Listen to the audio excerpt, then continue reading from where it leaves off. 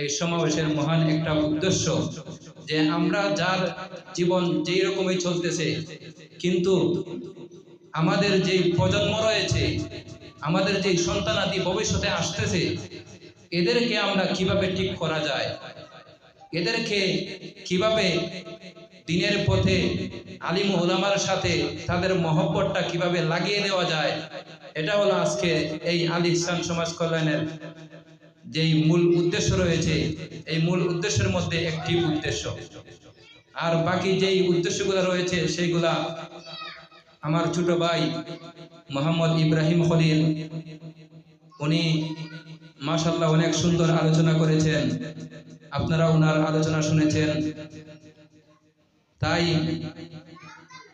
যেহেতু মাগরিবের সময়ের আর বেশি সময় বাকি নেই, এই জন্য আমরা মাগরিবের পরপরই এই বিষয়ে যে কিভাবে মানুষদেরকে দিনের পথে আনা যায়, কিভাবে আমাদের সন্তানাদিদেরকে আমরা ঠিক করব, এই বিষয়ে মাগরিবের পরে ইনশাআল্লাহ আলোচনা হবে। আমাদের অনেক দাওয়াতি মেহমানগণ এসে আপনাদের কাছে মূল্যবান নসিহত পেশ করবেন।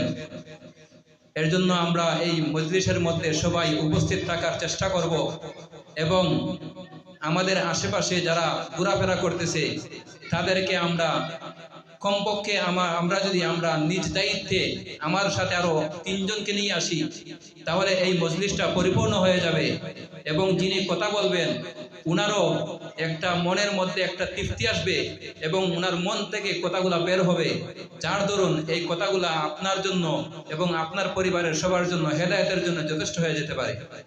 এর জন্য আমরা সবাই রাজি আছি না ইনশাআল্লাহ?